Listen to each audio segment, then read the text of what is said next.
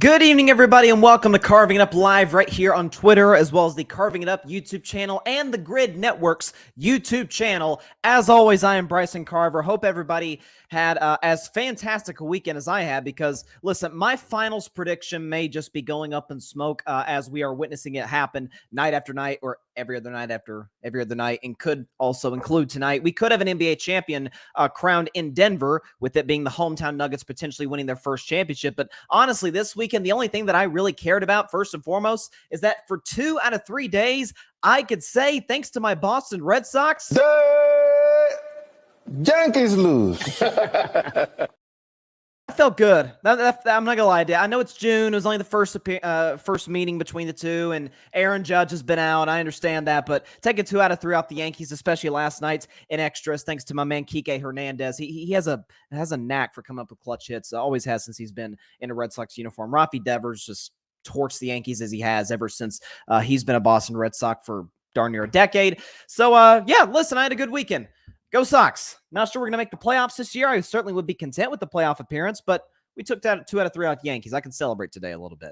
But I'll talk about, obviously, Game 4 of the finals and how it was just, for me as somebody who picked the Miami Heat to win this series, just a gut punch and just kind of a revelation to me. Like, you know what?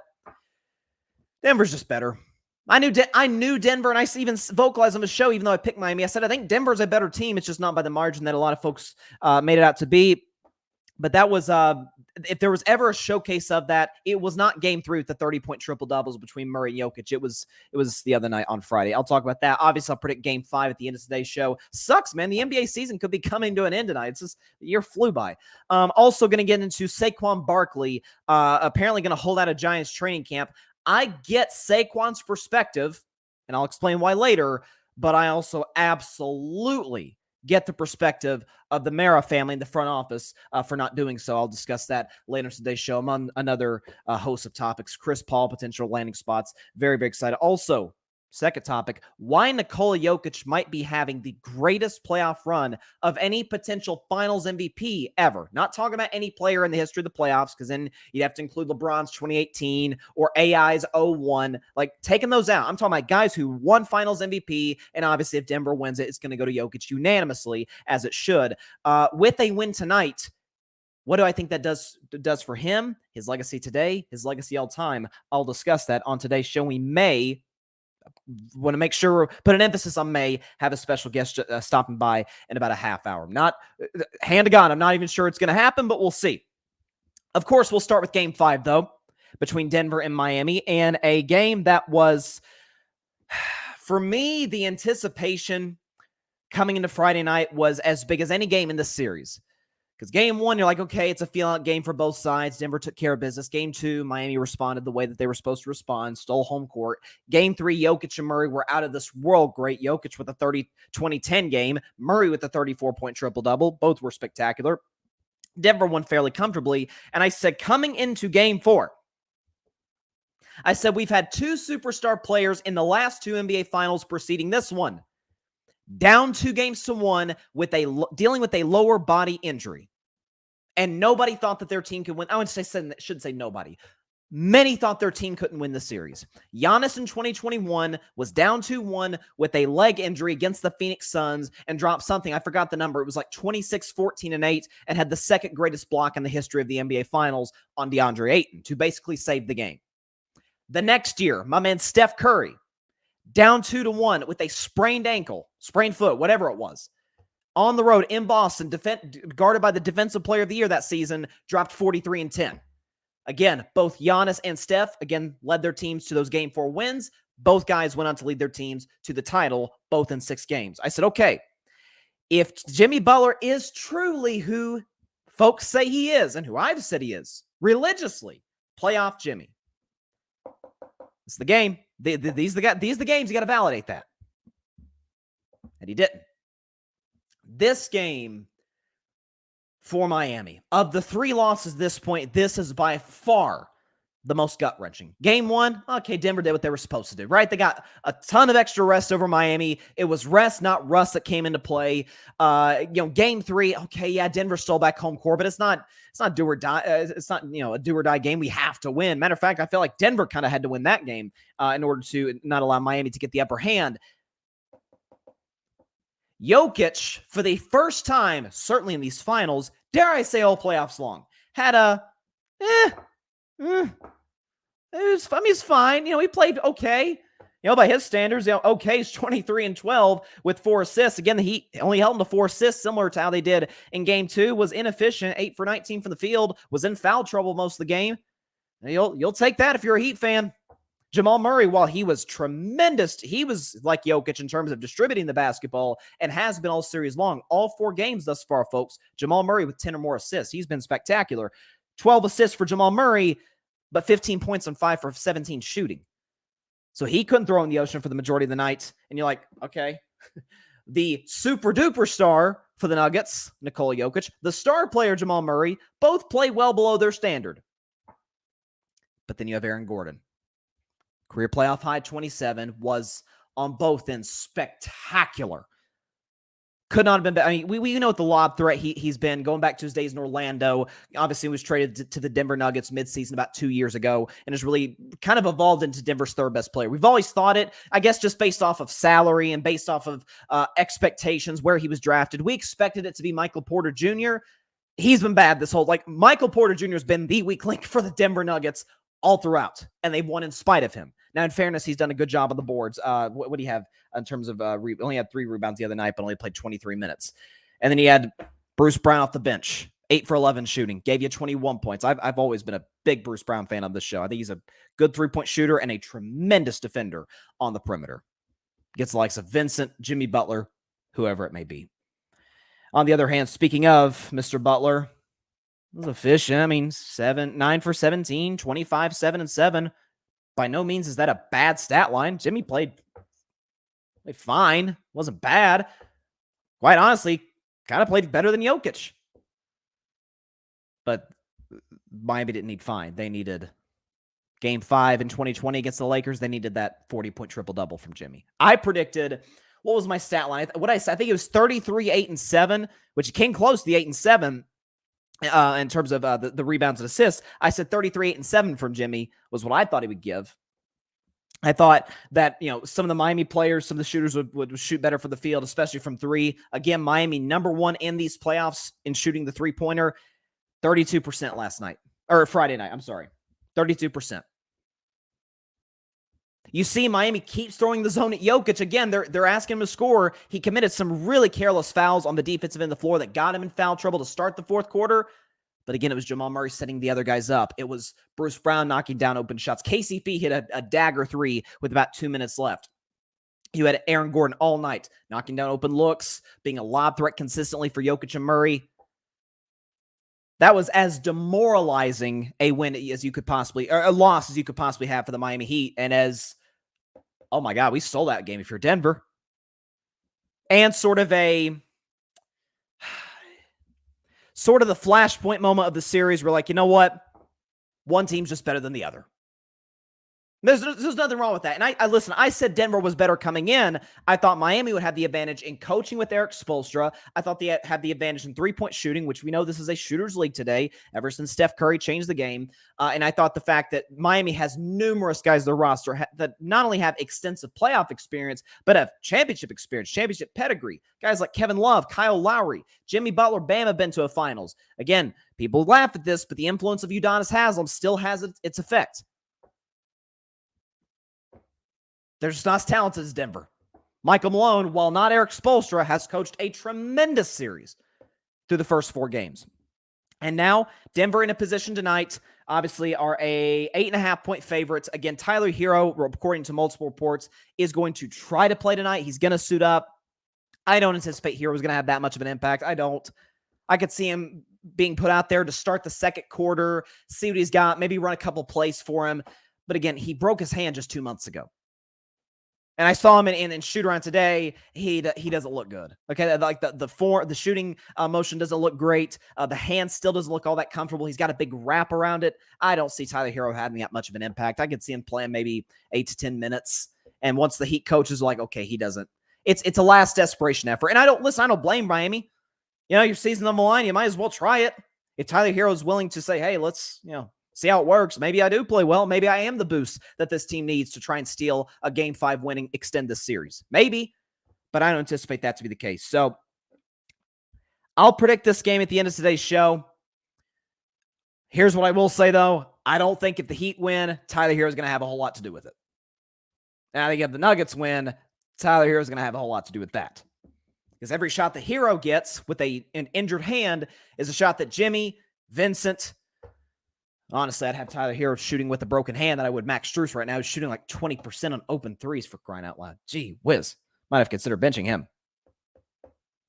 But one team's just better than the other. And if you're Miami, you go into this offseason, regardless of how this series ends. Now, if you win the series, probably a different story. But if you lose tonight, you're like, okay, we blew through Milwaukee, took care of the Knicks, beat Boston in 7 games in a hostile Game 7 environment. And you sit back and you say, okay, we lost to a better team in the finals because they were bigger than us, played in some instances smarter than us, and they have more shot creators than us. And oftentimes we can talk about three-point shooting all we want. And again, there was sort of this thing like, oh, Denver didn't shoot well in Game 3 from three-point range and still won. I didn't think the three-point battle had anything to do with Game 3 whatsoever. It had everything to do with the fact that Jokić was getting everybody involved, scoring himself, and Jamal Murray couldn't miss. And you had Christian Brown come off the bench giving you 15 points on like 7 or 8 shots. Like I didn't think the three-point battle had much to do with Game 3. This one, sure, that was the case, but you also have to have guys that can get their own shot. And outside of Jimmy, a healthy Tyler Hero, Gabe Vincent, Caleb Martin, depending on the night, did they really have that guy? Why do you think the Damian Lillard rumors are just heating up? No pun intended, Miami. Why do you think they were heating up? Because Miami could really use him in the series, a guy who can get his own shot where he wants it, when he wants it.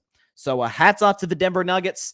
3-1 lead in the series. Obviously, I have to get I should say annual reminder because the team doesn't go up 3-1 every NBA Finals, but the reminder every year that, hey, no team has ever come back from a 3-1 deficit in the NBA Finals except for one. Yeah. Never. That's the one in my sports rooting life.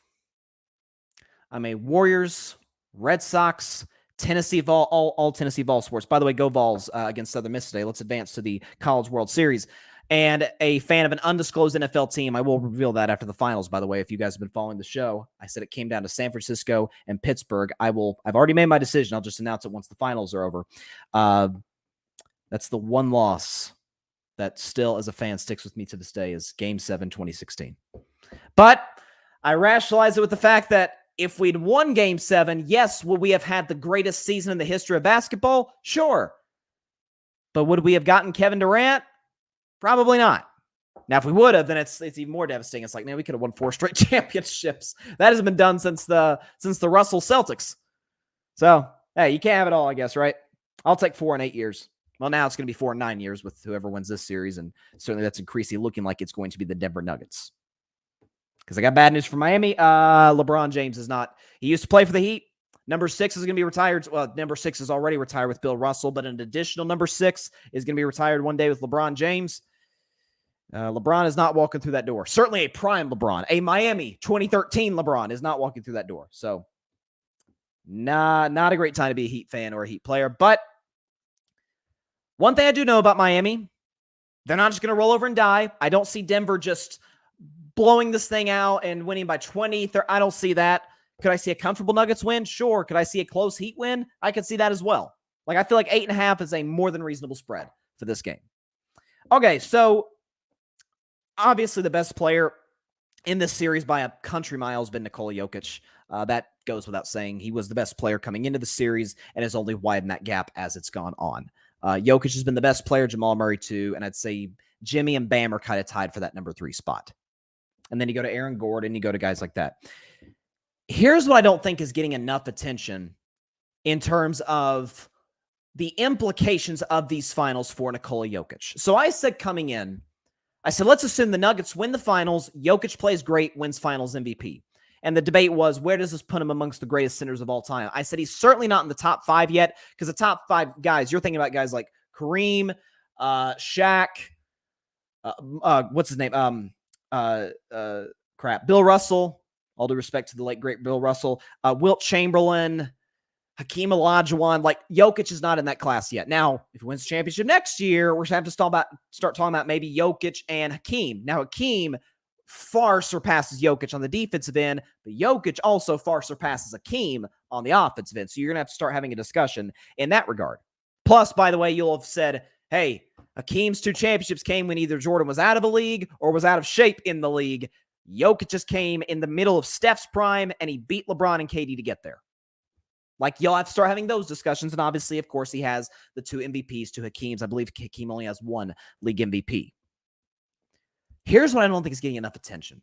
Because as far as the best player in the world discussion, anybody who's watched Carving It Up for any length of time and me talking NBA basketball knows that since last year's NBA Finals, I have said Steph Curry is absolutely the best player on planet Earth. To me, that only increased with how he played against Sacramento, the 50-point Game 7, which, until Jason Tatum did it 2 weeks later, was the only one of those in the history of the league.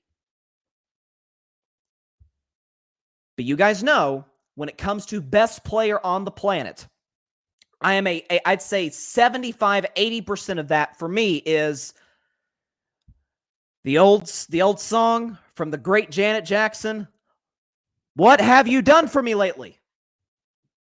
And it's not that Steph has done anything bad lately. It's that Steph hasn't played lately. Jokić has, and Jokić in these playoffs is averaging 30, 13, and 10 on 54 from the field and 47 from 3. That's ridiculous. And Denver, outside of like a half second with Phoenix, like around like game 4, they've really not been challenged these playoffs. They blew through Minnesota, gentleman's sweep. Phoenix gave them some problems. Obviously, game 4, they won a close one with Jokić scoring 50, but then Denver wiped the Suns off the floor in games 5 and 6. And then they obviously swept the Lakers, albeit it was, as the old saying goes, a close sweep, but a sweep is a sweep. They won all 4 games to advance the finals, and they're a win away from another gentleman's sweep here against the Miami Heat. Could we be witnessing? And by the way, I'm in the middle of putting this together. So assuming Denver wins either tonight or the series in general, if they win Thursday, if they win, who knows? Maybe if they win a game 7 this coming Sunday on Father's Day, who knows? But I'm going through some research, and I've gotten to about the mid-90s, like around the Jordan Bulls dynasty. I'm looking at, and I'll do a segment on this if Denver wins. I'm looking at Jokic's numbers compared to that of other finals MVPs. Again, I've only gotten to within the last 25 years. I'll look at all time. I'll try and go as far back as the MVP goes, which I'm pretty sure is Jerry West in, was it 16? I think it was 69. I could be wrong on that. Jerry West, I know, was the first finals MVP. Pretty sure he won it, albeit in a losing effort, in 1969. Among, I'm going to be specific here, finals MVPs, Jokić might be having the greatest playoff run we've ever seen. And what is great about that, and this is why I love sports, is that you have folks like me, who's been coming on this show ripping, not Jokić. I've never been a Jokić hater, but I have been a hater at times of the NBA media, saying, how on earth could you give that man 2 MVPs? Back-to-back MVPs. I thought Steph should have won in 2021, thought Giannis should have won in 2022. I still stand behind that. 100%. I believe Steph was more valuable to the Warriors in 2021 than Jokić was to the Nuggets. That Warriors team, folks, was awful. And in a 72-game COVID-shortened season, the Warriors won 39 games. By the way, Steph missed I think it was 8 or 9 of those, and they went 2-7 or something like that. So they could have won over 40 in a 72-game season. That's pretty impressive for a bad Warriors team. The next year, Giannis was by far the best offensive player in the league, by far the best defensive player in the league, and outplayed Jokić and badly outplayed Joel Embiid and Kevin Durant, for that matter, later in that Bucks season. But what it does say, and I said last week, Jokić, and I've said this coming to these playoffs, I have a top 10 list going into the playoffs, and I have a different top 10 list exiting it after the finals are over. You validate or invalidate your regular season success in the playoffs. I was one who said about the last month of the season, Embiid should win MVP. Embiid did win MVP. The gap between Embiid and Jokić, oh my God, how massive does it look today? Jokić is the more efficient scorer, the smarter player in terms of getting his teammates involved, the more fluid player. Now, he's not near as good on the defensive end as Embiid is. But this notion that there's just this that Embiid was the better center, I'll admit it straight up. I was flat out wrong on that. And Jokić is validating that this postseason. But as you look at the numbers year by year, finals, again, I'm talking strictly about finals MVPs throughout NBA history. And I'm only 25 years in on this. The furthest back I went was 98 with Jordan, and I'm going back further than that. But I'm looking at finals MVP since 98 to now. Jokić might, and we'll see what happens tonight, and if the series goes any longer, Jokić might be having the greatest playoff run of any finals MVP in NBA history. Again, thus far, 30, 13, 10 on 54 from the field, 47 from three. And Denver has, outside of a half second there with Phoenix, hasn't really been challenged whatsoever these playoffs. So hats off to Nikola Jokić. Nuggets looking to get it done tonight, looking to be, of course, looking to win the first championship with the Denver Nuggets. I think they've been around 47 years. Correct me if I'm wrong on that, Nuggets fans. But listen, I will say, and I picked Miami to win this series, and I will predict Game 5 later in the show. I picked Miami to win the series, but I will give myself like a half point. I'll give myself a half point because last September, I said that a Denver sports team would win a championship in the year of our Lord, 2023.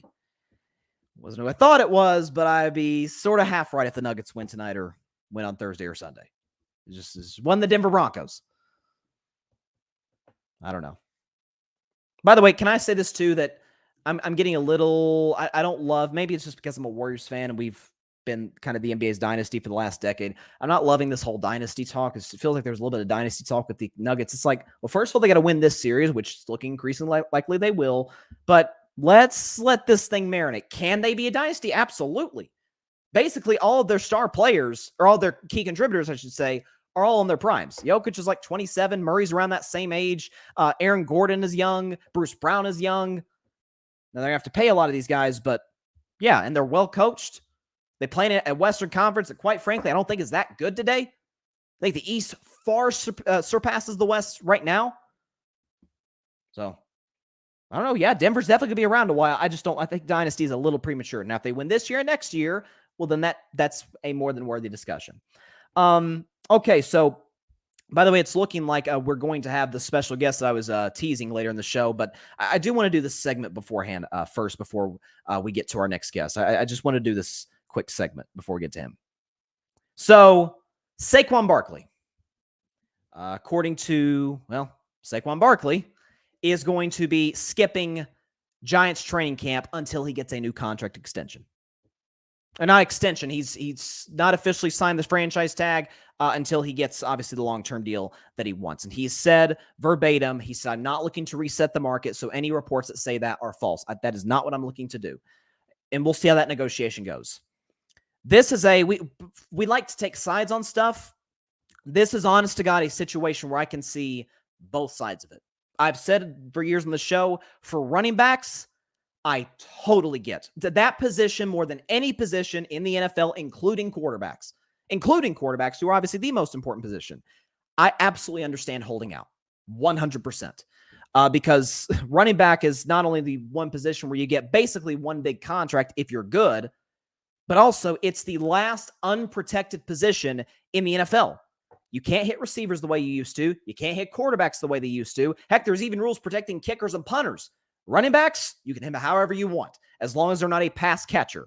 Now, if there's, if it's an Alvin Kamara running a seam and a guy interferes with him, okay, that's different. But if you're talking just a simple goal line I-form formation, just straight up the gut, like with Derrick Henry or Saquon Barkley or somebody, you can hit them however you want. Head to head, you can take them out from their legs, however you want to do that. So I get Saquon doing that, and I get any star running back holding out for a contract. But I also very much get the front office for the New York Giants and any front office that's looking to potentially sign a star running back, or in the case of Saquon, a superstar running back to a long-term extension. Here's why. If you look at the last half-decade plus, around 5 to 8 years-ish, of star running backs that have gotten big contract extensions. Not only does signing a running back sort of halt your window of Super Bowl contention, if you will, I would make a very strong case it significantly pushes you back. Look at Christian McCaffrey. Got that long extension, 4 years, $64 million contract extension by the Carolina Panthers. 2 years later, they traded him. Christian McCaffrey wasn't contributing to winning in Carolina because why? They didn't have a quarterback. Ezekiel Elliott released 3 years after he signed a 6-year, $90 million contract extension. Le'Veon Bell released 1 year after he signed a 4-year, $52.5 million contract. Alvin Kamara, production has plummeted significantly since he signed a 5-year, $75 million contract extension. Dalvin Cook, we just saw recently, released 3 years after signing a 5-year, $63 million contract extension. Vikings looking at it and say, yeah, Dalvin averages 4.7 yards a carry, but we've also got this kid, Alexander Madison, who averages like 4.1, and we're paying him way less. Let's go with him and save a ton of cap space. David Johnson, remember David Johnson? He was a fantasy darling back in the day. Traded a year and a half after signing a 3-year, $39 million contract extension. And folks would argue, well, what about Derrick Henry? He's still one of the best running backs of the league. Agreed. Can you tell me how many playoff games the Titans have won since they gave him a 4-year, $50 million contract extension? Please. Got to the playoffs in 2020, lost to Baltimore. Got there in 2021 with Derrick Henry missing 9 games. Didn't matter. Star running backs do not directly equate to winning the way they used to. I use the Kansas City Chiefs as an example. Heck, I use the Dallas Cowboys as an example. Yes, Tony Pollard has elevated into a star back, but he wasn't necessarily that before, and there'd be games Zeke would miss. Dallas's offense was fine. They'd still run the ball effectively with Pollard. They didn't need necessarily the running game from Zeke specifically to get the production they wanted out of Dak, out of the offensive line, out of the weapons.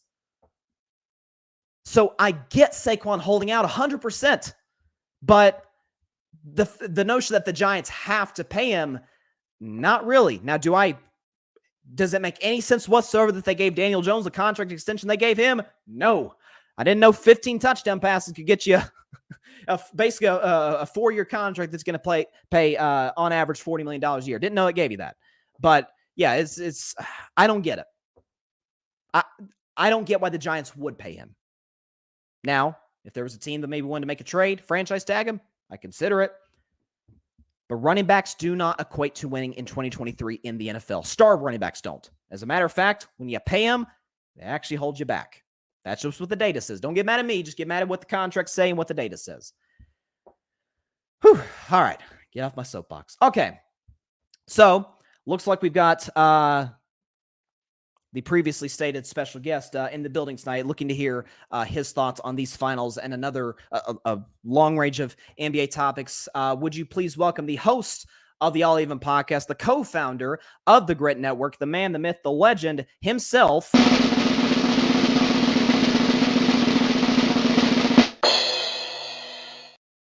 Barry Grant Jr. joining Carving It Up Live. Barry, how are you doing on this Monday? Well, okay. That's how I feel. Red Sox took 2 out of 3 off the Yankees. I understand that. Oh, it must be so nice to have a competent baseball team. How nice. Oh, that's right. We are better than your Mets. I forgot about that. Who isn't? Well, I mean, Oakland and Kansas City could I take them. They're more fun to watch.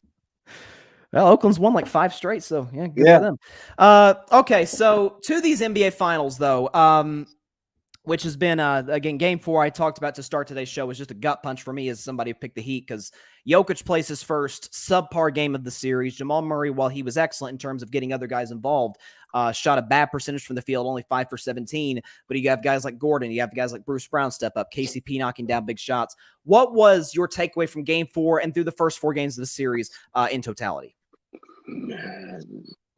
Denver is just the better team. Denver is the more superior team in the NBA. They remind me of the 2011 Dallas Mavericks. Okay.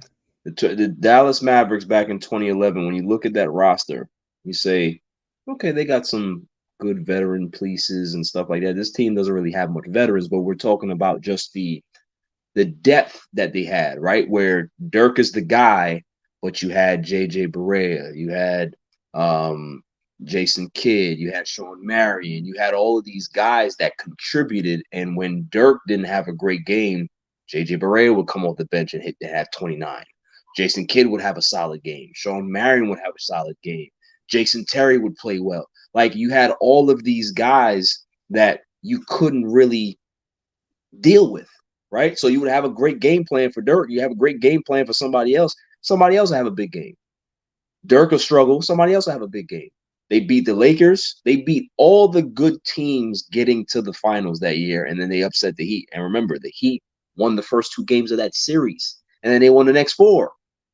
So that's kind of like what we're seeing here, right? With Denver is just they're just better. They're just better. They have the guys that are just very, very. They understand their roles. They fulfill their roles. They play well and they pick each other up. Look who was the leading scorer in that game. Aaron Gordon. He missed 3 shots. Aaron Gordon. We're not talking about KCP. We're talking about Aaron Gordon. The other guy that had 20 plus. Bruce Brown off the bench had 21. So when you have those type of things, it doesn't matter how great you play or how the margin of error is very small for these other teams. Is that when you have Jokic and Murray struggle the way they did, and you still lose by double digits, there's nothing you can do. There's really nothing you can do. This is a team that is just dominant. And just hearing you while I was backstage, they do have a chance to be a dynasty.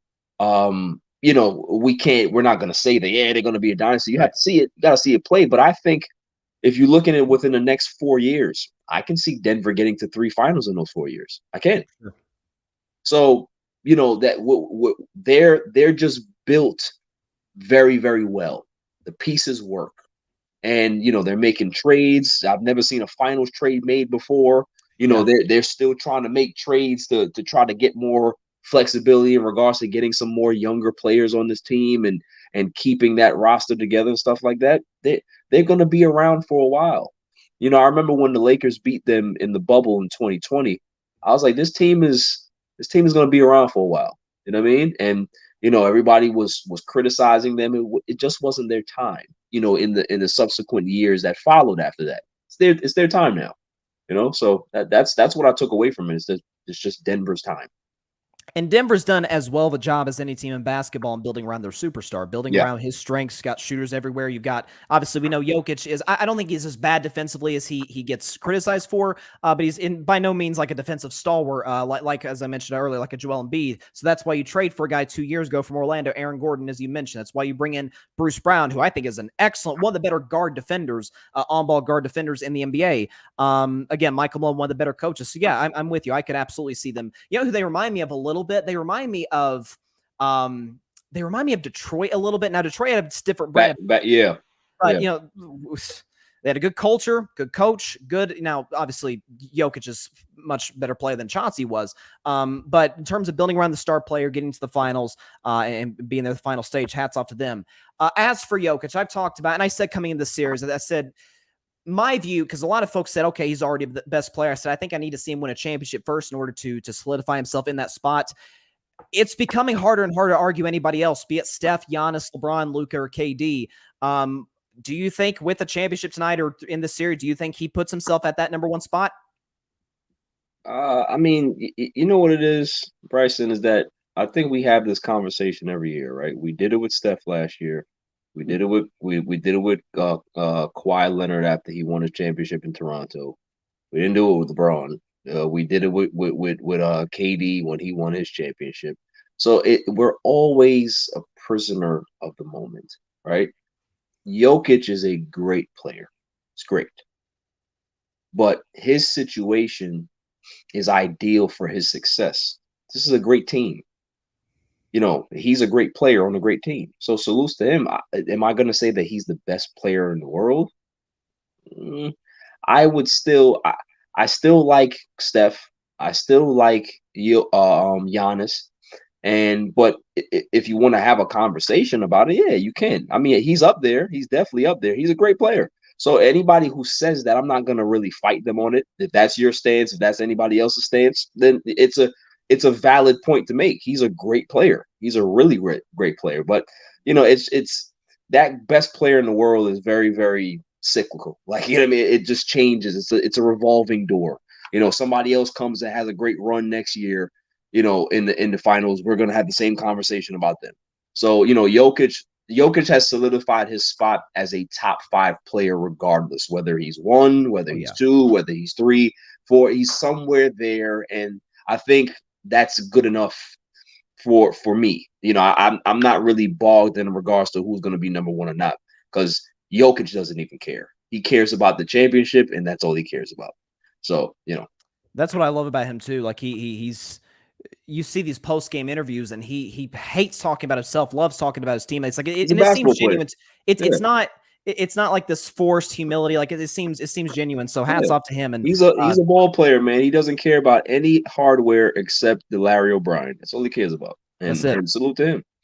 Hats off to him, absolutely. Now, as for Jimmy, this is me. I'm not going to come out of this series thinking any less of Jimmy. No. I think he's a properly rated player. I think he's kind of that fringe top 10 guy. Yep. We're never going to mistake him for a guy in the class of some of the dudes you just mentioned in sort of that best player in the world discussion. I felt like game 4, I'm not talking about like his overall legacy took a ding in game 4, but I thought in terms of could he emerge in that superstar discussion? Could he sort of put himself in that just by, again, getting this Miami team to the finals? And I've said that the notion that they're not talented is a bit overblown, that it'd take out 2 50-win teams to their credit.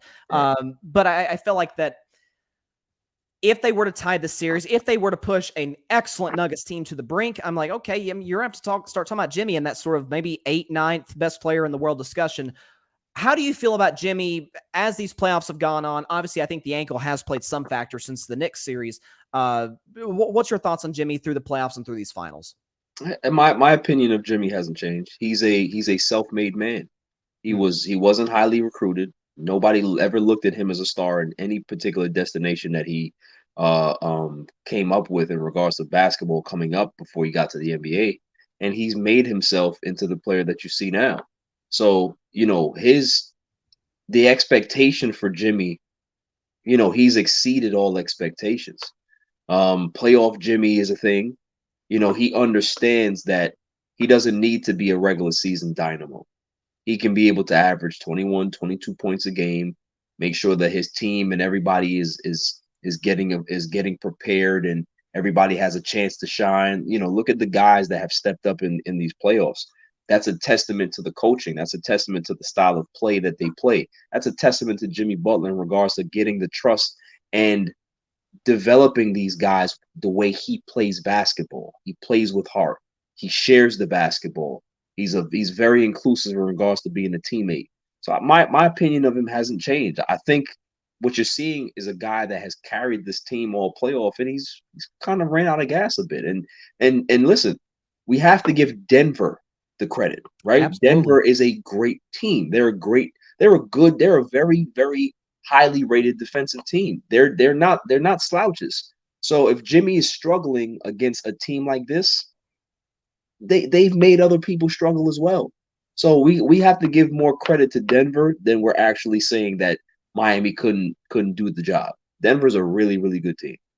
You're right about that. We have a couple of comments here from our guy Patrick here at the Grid. Patrick says, Denver has emerged as a team to be reckoned with, built from the draft and added key players through small trades. Has a little bit of a Golden State San Antonio feel to it in some ways.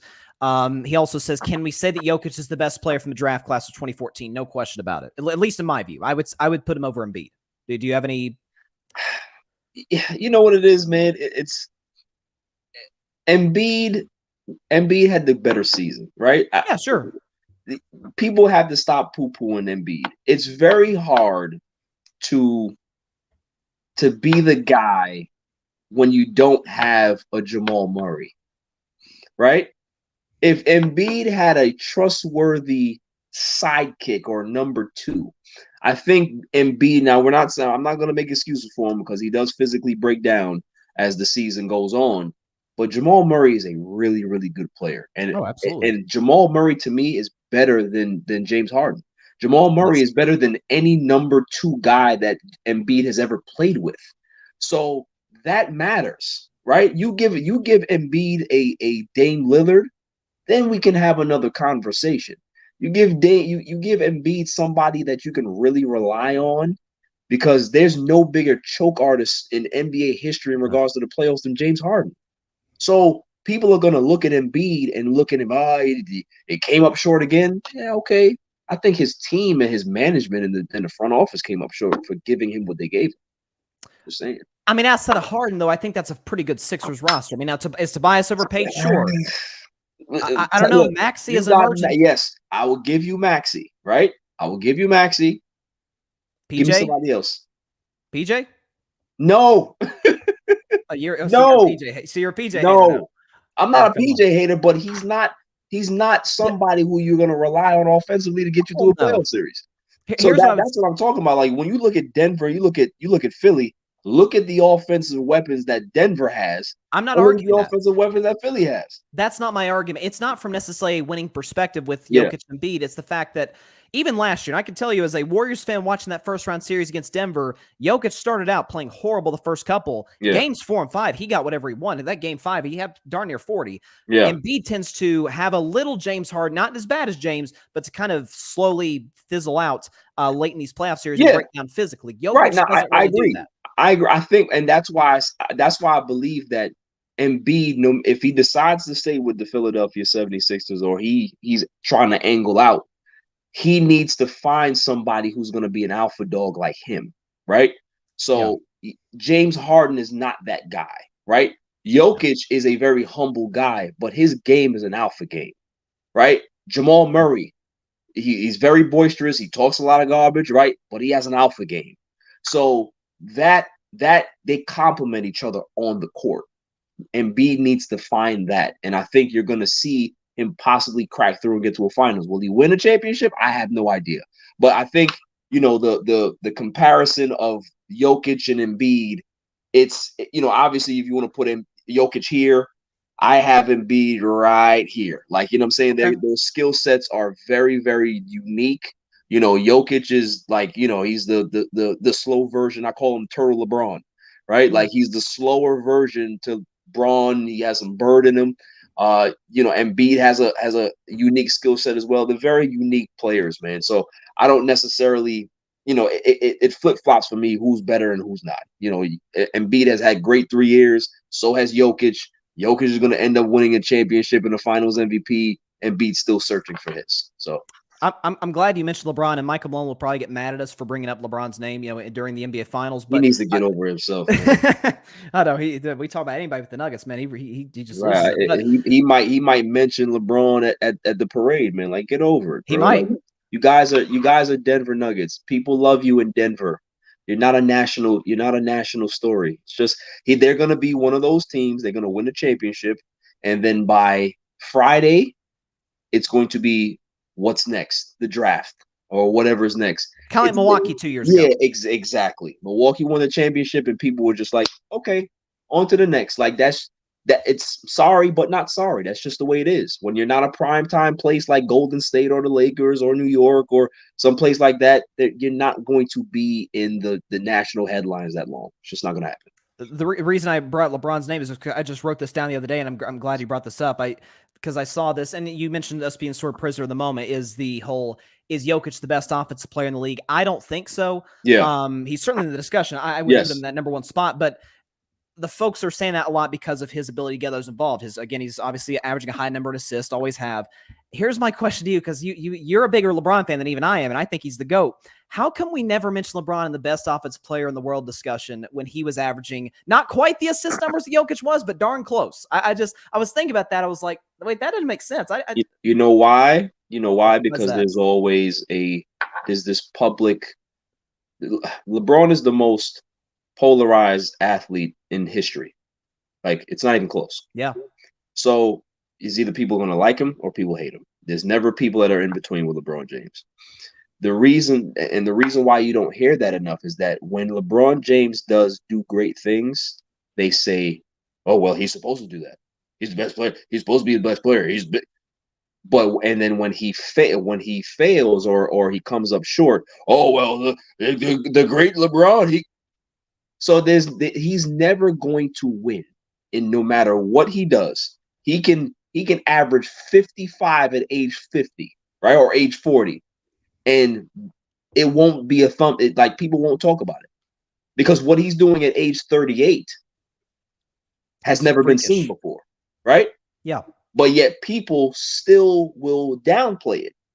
Like it's not one of the most unique seasons we've ever seen in sports, right? You'll hear Tom Brady, people will put Tom Brady up on the pedestal. He's doing this at 40-plus-year-old and won a Super Bowl. He's going to get his flowers. LeBron James doesn't get that because people are there's such haters with that. And it's sad because you're going to miss him when you don't have him to talk about anymore. Absolutely. So 100%. that's why you don't hear about it because they expect it out of LeBron and they don't expect it out of anybody else. And we were having a discussion just like that the other day about the comparison between LeBron and that guy who played in Chicago. Like, and it's the guy who played in Chicago. Pippen? Yeah, Pippen. Yeah. Okay, that guy. Yeah, he was pretty good.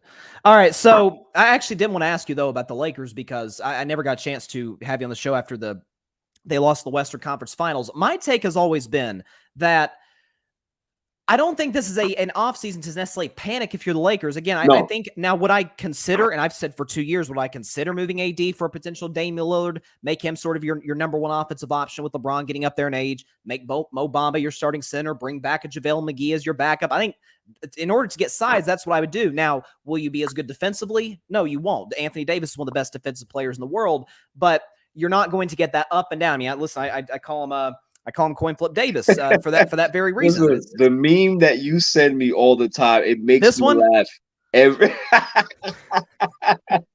Yeah, it makes me laugh every time you send it to me, man. I swear, that's a good one. But that's who he is. But again, you have Austin Reeves who's getting better. You'll see if he can bring back Dennis Schroeder. I would certainly attempt to if I were the Lakers. D'Lo's probably gone after his poor play in the conference finals. What's again, as a Lakers fan, if you're Rob Pelinka, what's your mindset going into this offseason? This assuming LeBron comes back. Well, all reports I'm hearing from my sources and my inside sources, yes, I do have inside sources. Oh, okay. Is that LeBron James is coming back. Like okay. There's not gonna be, he wants to be in LA. He loves the Lakers. It's one of those things where, this Lakers season felt like 3 seasons in one.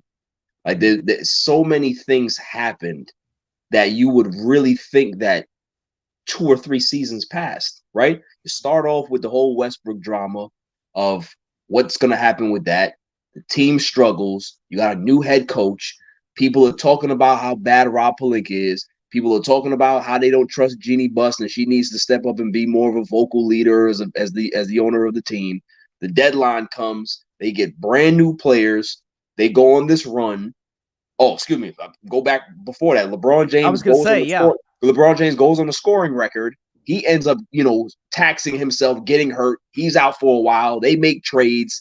They now get on fire. He comes back, and they make this playoff run. This is all in one season, right? It's a lot. It's a lot. So for him to have to, he was hurt multiple times in the season to get swept by a team that you play them like, man, if we just been able to execute for a couple of minutes, man, we probably would have been able to win this series. You know what I mean? And that's in his head. He knows basketball. He understands like, man, we had a chance here. We had a chance to be able to possibly sneak and get to the finals and maybe win another championship, right? So if those are the things that are going through your mind, it's gonna affect you. Like, man, like I really might have to start thinking about retiring because this might have been my best chance at winning another championship. You know what I mean? So for him in the moment, of course he's going to feel like that. But once you sit down and think about it and reassess and get his mind right, he'll be back. He'll be back. So if we're not talking about LeBron James, I'm sorry to get long-winded on that, but if we're not talking about LeBron James, yeah, I think Rob needs to look at it like, don't get crazy like how you did after the championship years, right? Like where you went another direction. You got Dennis and you switched up the starting lineup and then you changed the team again and you kept changing the team. Like all the Lakers have to do at this point is improve in the margins. Go get some more wing help. If you can get D'Lo on a reasonable contract, do that. D'Lo was making $30 million this year. If you can get D'Lo for 20, you get it for 18. That's good value, right? If he doesn't want to take that, then maybe you can be able to see if you can be able to get a sign and trade somewhere and bring another player in, right? If you can be able to get Dennis Schroeder back. Dennis Schroeder has played himself into like an $8 to $10 million a year contract, right? I don't know if the Lakers are going to be able to keep him. I saw that there was an IG post that he posted saying thank you, Laker Nation. So it might be him moving on because the money is just not there for him. Lonnie Walker's another guy that can be able to command like $4 to $7 million a year, right? Can the Lakers be able to retain him? Rui Hachimura, we have his restricted rights. He's gonna come back. Austin Reeves, he'll be back. So the team, they can be able to find ways to improve. You have the draft pick that you can probably trade and get a veteran player or something like that. If you want to bring that in, if you want to keep the pick and go get yourself a 3-and-D wing guy, or you want to go get yourself a mobile big that can be able to play alongside an Anthony Davis, something like that. There's many options that they can go, but in regards to pressing the nuclear button and trying to like start from scratch, no, they don't have to do that at all. They've put together this very good, young, athletic nucleus. They just have to build on that now because they showed everybody that in the second half of the season, they were one of the best defensive teams, not only in the Western Conference, in the entire NBA. You saw that in the playoffs in regards to how great they played defensively. Even in the Nuggets series, they played great defensively, but they just didn't have enough firepower to deal with Denver. And if you improve in those margins, if you use that Denver series as your barometer, right? They say, all right, cool. How can we be able to improve based on this series? Not based on the Golden State series, not based on the Memphis series, based on this series right here. How can we improve? What players can we be able to put in this situation and have them succeed and we have a chance to be able to win? That's what they do. And I think they come back next year and be one of the top 4 teams in the Western Conference. Oh, I can see that absolutely. And again, obviously there's I don't know. We've talked before. I don't know if we talked this offseason about the whole Kyrie Irving rumors. I listen, if you want to end championship contention for the Los Angeles Lakers, then yes, sign Kyrie Irving because I think that takes you out of it. There's another one that does that as well too, but I don't want to speak his name. Because well, actually, I was going to ask you about him too. Don't do it. You don't have to mention him by name. I know your team and my team actually is one of the teams reportedly that he's considering making a move to, and that is your guy. What do you call him?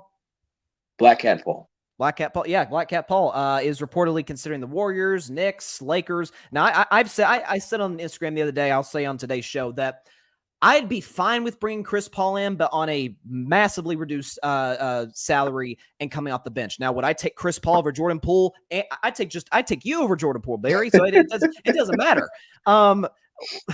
Where do you think CP3 ends up? Because there's still a chance he maybe could come back to Phoenix just on a reduced salary. Yeah. So I'm sure you watched my show over the weekend where, I almost broke down in tears because I can feel it. This is why I don't want to speak too much because the basketball guys have a very, very strong sense of humor. I think the most ideal spot for him is Boston.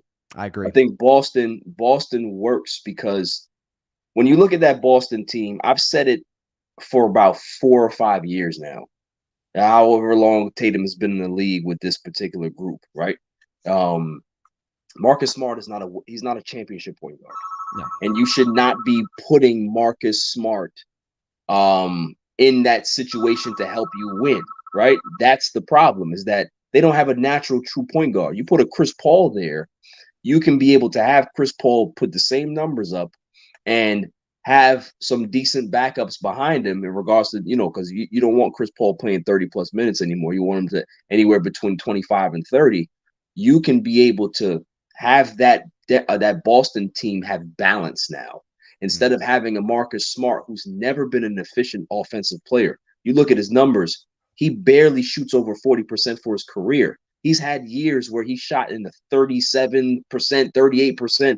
That's not a guy that you can rely on as an efficient basketball player in regards to being a point guard. When Tatum and Brown are having good games, and you can't get any more offensive firepower, this is why they fall into problems. This is why you see Jason Tatum force the issue and have bad turnovers. This is why you see Jaylen Brown force the issue and have bad turnovers, because you have Marcus Smart out there who's not a viable offensive option, and he's not a viable point guard option either to be able to set people up and get people in spaces where they're comfortable. They need to go get themselves a pure natural point guard. I understand that Chris Paul is 38 years old, but he will do worlds of good for that Boston team.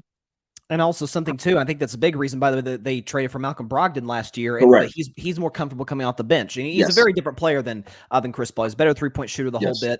And so if you have that sort of change of pace guy who probably does play higher minutes than CP3 does, especially come playoff time. It's a great balance.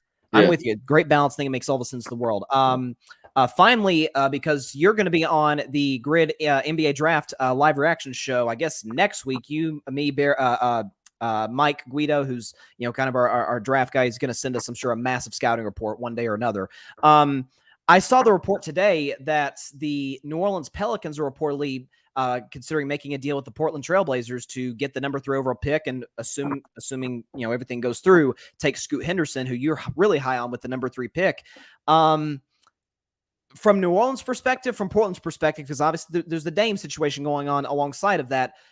How do you think this affects New Orleans if they get Scoot? And because you'd think they'd have to probably give up Zion or Ingram. And if it were me, I'd do Zion. He's got other things to worry about, obviously. But what's your thoughts on that? Well, here's my question for the New Orleans Pelicans. Why would you think that Scoot would be there at 3? Well, I'm reading reports that Charlotte is taking Brandon Miller too. If Charlotte, this is why Michael Jordan is Michael Jordan. Like, Miller is good, right? Yeah, I'm not going to say that he is. He's not going to be generational. Scoot is. You look at that kid, physique, ball handling, his mechanics, his IQ, just the way he talks and carries himself. That's a franchise player. So if New Orleans trades for the number 3 pick, the thing that I have questions about is just like what you said. Who will be in that trade? Who are they trading to the Portland Trailblazers? Because if I'm Portland, I'm looking at that team, that Pelicans team, and I'm like, okay, just like you said, if Zion is not on the table or Brandon Ingram is not on the table, I want nothing that you have. Yep. There is no value outside of those 2 players. We've already had CJ McCollum. We don't want him back, right? So if you're not willing to part with those 2, then there's no deal. There's no one else here that we want. And we don't want any draft capital for the year. No, we want a ready-made player to be able to satisfy Dame's needs right now, because that's what it's about. If they're going to make a trade, it's making a trade to keep Dame happy. Because if Dame is not happy, Dame is going to ask for a trade this offseason, or Portland is going to make the decision for him. Because I've said that on my show that they're at the point where they're in a crossroads. They can either start fresh, start building new with some new young talent, build for the future, and get rid of Dame, or they can continue to be marginal somewhere in the middle, where they're not going to be one of the best teams in the Western Conference. They're not going to be one of the worst teams in the Western Conference. You're going to be right there in the middle. And the worst thing that you can be in sports is in the middle. That's the problem. So for Portland, they may have to make the decision for Dame and say, listen, we love you, but we have to trade you because we cannot maximize the roster that you're asking for. We can't give it to you. There's no way that we can be able to get the resources that you're asking for here. We have to get rid of you. And I think that's where Portland has to decide. I think it's a very short time that they're going to have to make that decision, but I think they should make that decision prior to the draft. And I think the decision needs to be to trade Dame. I mean, I think it's a win-win for both sides. I think it's time. I'm glad you hit on the fact that, again, if they do add a Zion, and let's just say for the sake of argument, Zion's healthy for the full season, which is unlikely, but let's say it happens. Yeah. Portland's the 8 seed, the 7 right. seed. That's what I'm saying. They're still not better than Golden State. They're not better than Denver. They're darn sure not better than Denver. That's right. Who everybody's gunning for. They're not better than the Clippers if the Clippers are somewhat healthy. They're not better than the Lakers. So all of these teams, you're not better than. that's a problem. So there's no upgrade there for you. It's just a lateral marginal move. And Portland has been doing marginal moves for the last 7 years. They're not a team that can be able to attract free agents. They're not a team that, people want to go to. They have a good GM, but it's very hard to make trades when you got Dame making a lot of money. And the way that team is structured, it just doesn't work. So it's time that they understand that, okay, we love him. He wants to stay here, but we have to make that decision for him. And you got to go, not just the fact that, just go on all the rebuild, just blow up the team. It's not just that. It's the fact that they've already got 2 young players in Simons, and I love Sharp might be the best athlete in the NBA. Oh, he's a freak. He's a freak. Those 2, and you bring it now. I know it's a lot of guards, but then you bring in a Scoot Henderson. That's a good young core to build around. That is a young core that's fun and exciting. You have a direction, and you have Chauncey Billups, who is a very good developmental coach. Who's a good exactly. I think the answer is right in front of them, and I'd be stunned if they don't make the decision, as you said, for Damian Lillard. Yep. All right, Barry Grant Jr., All Even Podcast. Great stuff as always. Appreciate you stopping in on short notice. And where can everybody find your show? Yeah, you can find me on Instagram and Twitter at All Even Podcast, on YouTube, All Even Podcast. Audio streams, Grid Network, we're all on it. So you can just, Google the Grid Network, type that in, and all of our shows are there. I just want to say this before I go. I'll leave you with this. I'm begging you, Rob Pelinka. You see what I have on? You see my hat? I'm begging you, Rob. Don't do this. Don't get Chris Paul, please. If you value the time that you have left with LeBron James, if you value the time that you have with Anthony Davis and Austin Reeves and Rui Hachimura and all of these players, don't get Chris Paul. We already have Anthony Davis in bubble wrap. We already have LeBron James. Father time waits for no man. He's having some injuries, as he gets older. That's natural. But I don't want to see anybody trip on air and be out 6 to 8 weeks. I don't want this to happen. So please, you saw what happened to KD in Phoenix. Just don't. Blake Griffin, the list goes on of players that have been afflicted by this curse. Don't do it. Don't blame right? Blake Griffin on Chris Paul. That is just my plea to Rob Pelinka, whoever will listen. That's all I got. Okay, well, I'll see you during the NBA draft for free agency, Barry. Have a good one. Barry Grant Jr. bringing the good stuff as always. I'm with him. I don't think Chris Paul will be all that great of a fit with the Lakers. I think that if you bring him in, like you said, you've already got old LeBron, fragile Anthony Davis, and now you bring in Chris Paul, who will be basically LeBron's age. He'll be 38 next season. Again, you got to see what that salary is, but I'm bringing back Schroeder before I'm not saying Schroeder's better than Chris Paul, but he fits the Lakers way better. He's a much better defensive player. Frankly, he's a better three-point shooter. He's more physically reliable. You get good production, certainly better production, more consistent production from Dennis than you do from CP3. I don't think that, listen, I'm with him. I think Chris Paul fits beautifully with Boston. I would take him in Golden State if it's a replacement for Jordan Poole and it's on a significantly reduced salary. Now, again, if I'm the Warriors, again, I'm a huge Warriors fan. Am I centering my entire offseason like, oh, we got to bring Chris Paul in? No, that's not. If it doesn't work, okay, it doesn't work out. We move on to the next thing. It's not like Kevin Durant in 2016. Like, oh my God, we have a chance to get this dude. Like we've got to put in all of our resources. It's not that. By the way, I saw a report today in, I think it was Bleacher Report, or no, it was in The Athletic from Anthony Slater, who does a fantastic job covering the Warriors, that was saying that they are, I forgot the language that he used. He said that they're not actively shopping Jordan Poole. And there was reports saying the front office, the higher-ups are sort of hoping that Draymond and Jordan Poole can coexist next season. Can they be in the same room together? Sure. Yeah, I think so. I mean, it seemed like they made some strides after the incident in training camp last year, but do I think it's going to be beneficial to the Golden State Warriors and trying to get back to that championship level? No. I've been very vocal about that with Jordan Poole. I think he's and listen, I've been consistent on this. I was a huge Jordan Poole supporter. This is why it hurts me. Because when Jordan Poole was drafted in 2019, everybody's like, I remember one guy in CBS, this is the worst pick in the NBA draft. I said, you crazy? Because I remember him because I was like, oh, this is the guy who hit the buzzer beater against Houston in March Madness the year before. Like, okay, he's a good shooter, can handle the basketball. Like, I think that it's a good culture to sort of develop him slowly, bring him in. He had a really bad rookie season. He went to the G League his second year, came back and was a different player. I was like, oh, shoot, this could be our sixth man for the future. Year 3, I thought should have been most improved player or sixth man of the year, one of the two. I think he started too many games to be in the sixth man of the year discussion.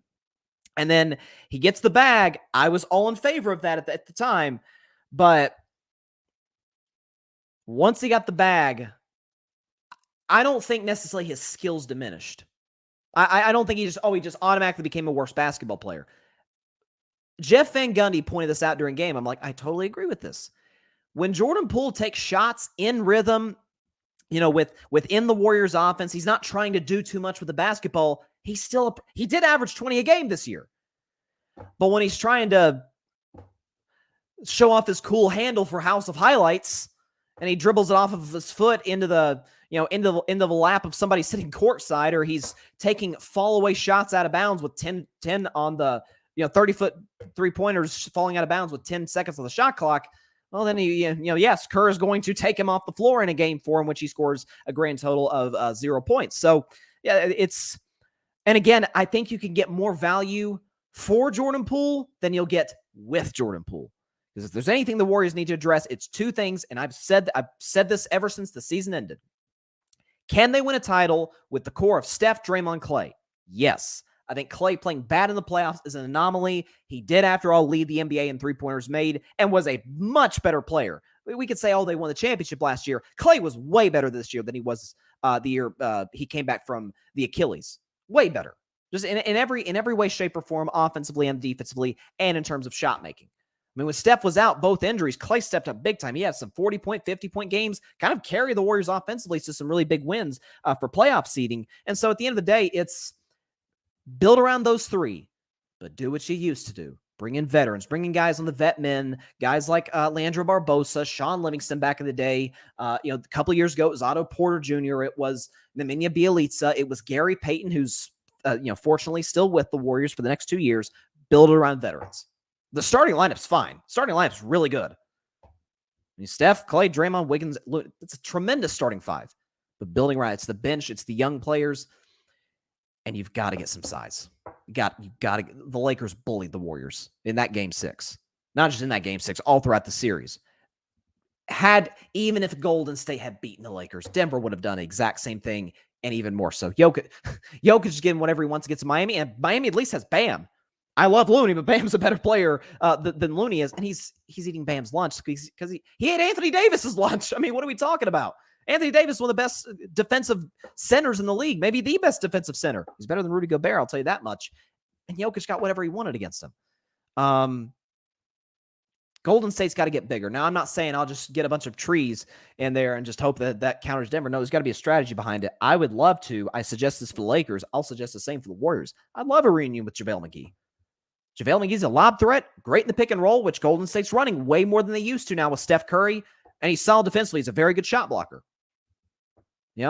So we remember him for those old Shaq to the Fool highlights. Remember when JaVale and Shaq had that beef about 5 years ago? I think they're cool now. But, yeah, I think reunion with JaVale would be great for Golden State. Maybe bring in I don't know. I think he's still under contract with Boston, and even if he's not, I think it'd be tough for Golden State to fix this under the cap. But I'd like to bring in a guy of the skill set of a Danilo Gallinari. And like I see Fred VanVleet's available in the market. Would I move on from Poole, bring in vets as a result of that, and bring in VanVleet to be your 6th man? Of course, VanVleet at this stage of his career, he won't. He's a starting point. He was an all-star recently, so he's not going to want to come off the bench. So, yeah, there's plenty of options, plenty of directions for the Warriors to go. Long as Steph Curry's in his prime, you could still build a championship contender. Okay, that's my get off my soapbox with the Golden State Warriors. Seeing if we have any breaking news potentially. Just checking my Twitter. Okay, we have a little bit of an update on DeAndre Hopkins. Let's see what this says from Diana Rossini. She says, DeAndre Hopkins left the Titans facility late this afternoon after spending hours with the players and staff. The meeting apparently went well, but no deal was struck today per sources. Hopkins is expected to take more visits with teams that could, of course, always change. I saw he was I saw he was meeting with New England. I'm like, New England? You could play with you could play with Patrick Mahomes, Josh Allen, or Lamar Jackson. And you might choose Mac Jones. Yeah, listen, I mean, that would be, you want to talk about career suicide. And that's the thing. Hopkins, outside of like 2 years with a prime Deshaun Watson, has never gotten great quarterback play in his life in the NFL. And now he wants, man, if he goes to New England, will New England be better? Yeah, of course. They get DeAndre Hopkins, but will it be all that great for Hopkins' career in terms of wanting to play in big games and being on television? No. Man, he should be cut from the league if he chooses Mac Jones over Mahomes, Allen, or Lamar. Those are the top three, by the way. I said Kansas City needs him the least. Buffalo needs him the most.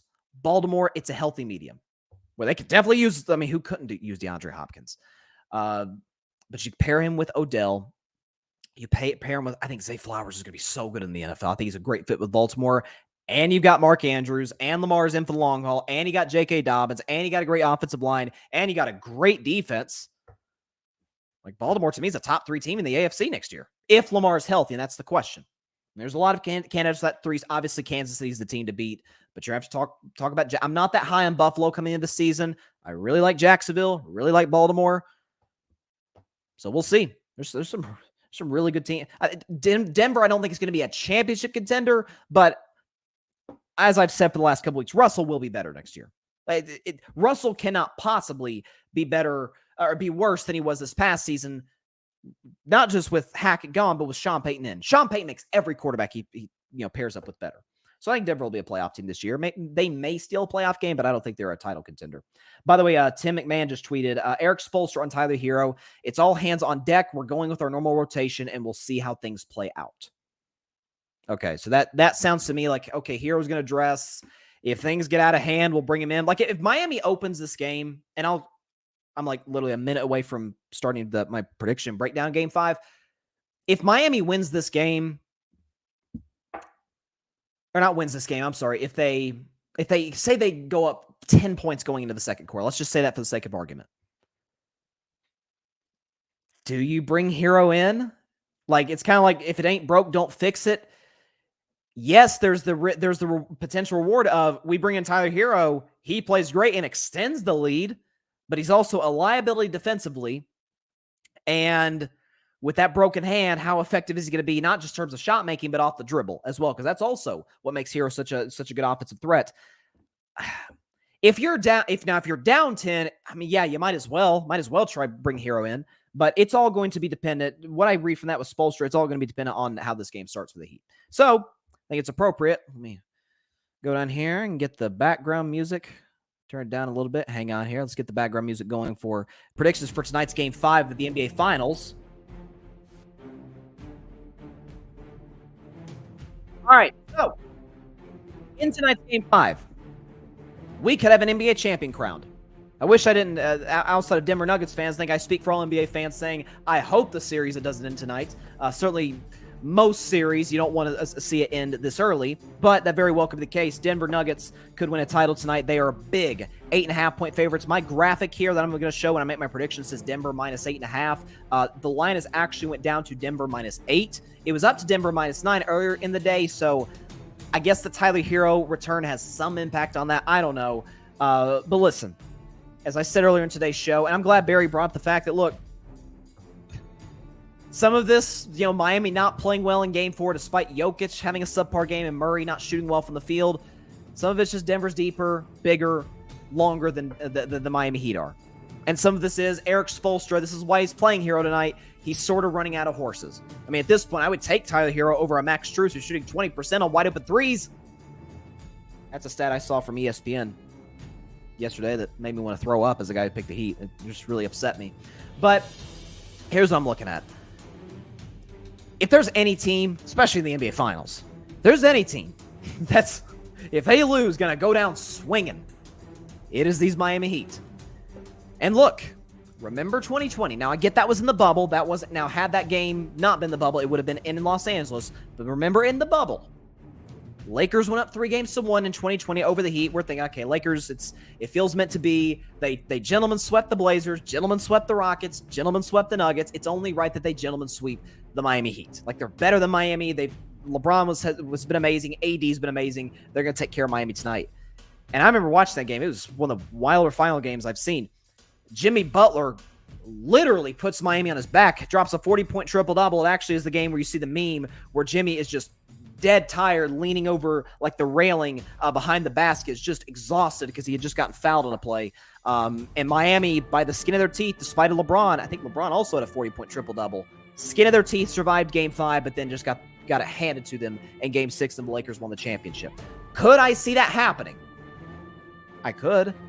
Miami, I did, after all, go into Denver, win Game 2, despite Jokić going for 40. Here's what I'm looking at from Miami's perspective. Play the exact same game plan you did in Game 4. Sure, some adjustments here and there, because that's what Spo does, because he's one of the best in the game. Exact same game plan, where, yes, Jokić got in foul trouble. That's partly why his numbers weren't all that impressive, at least as much as they have been earlier in the series. If Aaron Gordon and Bruce Brown are the reason you don't win the championship, then you shake the Denver Nuggets' hands and say, guys, you were better than us. Congratulations, go celebrate. Like, that's all you got to do.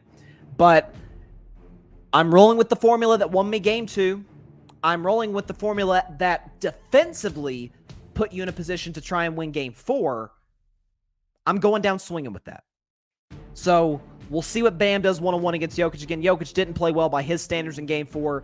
No doubts he's going to come out swinging, not from a scoring standpoint, but trying to get others involved. I could see a scenario in which Denver gets hot. Maybe Miami keeps it close, and then Jokić kind of finishes them off at the end. I am a big, and I said this during the Eastern Conference Finals.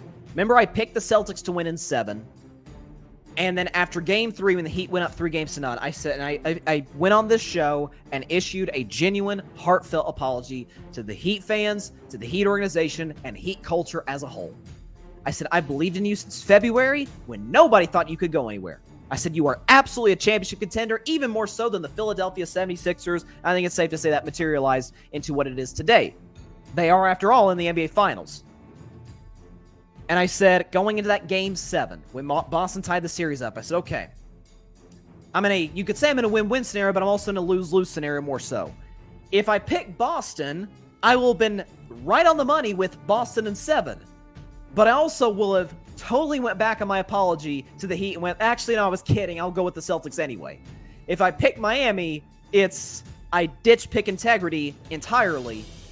I went with Miami, and they smoked Boston in Game 7, so I felt a little bit better about that. But a bad spot tonight, too.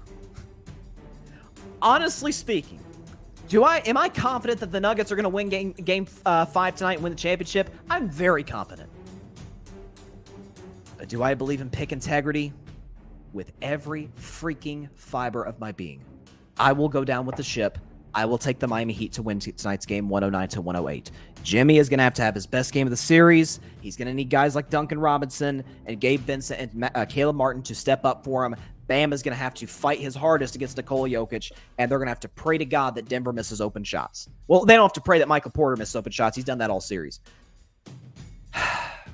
This is, by a country mile, the least confident I've ever been predicting a finals game. But again, I believe in pick integrity with every fiber of my being. When you make a pick, you go down swinging. That's what I'll go with tonight. That's what I'll do. I had Heat in 6 before the series. That's obviously impossible now. I don't know. I'm gonna watch tonight's game, with hands, hands over my eyes, like just peeking every now and then, like, okay, what's the score now? Okay. I'll go Miami tonight. Now listen. I do a segment every year on my show. Every week on my show. It's my favorite during the NFL season. By far, it's called We're a betting man. If I were a betting man, I would not. It's if I, not if you were a betting man, I wouldn't touch this game. Now, if I were a betting man in a magical world where you could get your money back if you lose, which that's kind of it goes against the whole essence of gambling. It's why it's a game of chance.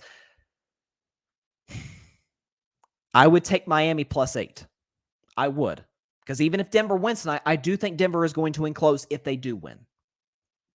Because Miami's not going to just fade in the distance, fade in the background, and just roll over and die.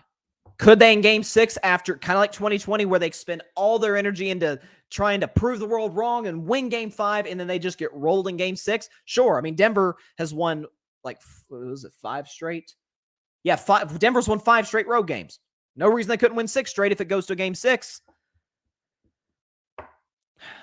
Pick integrity. And not just that, loyalty to Miami, because I've been loyal to them all season long when nobody else has.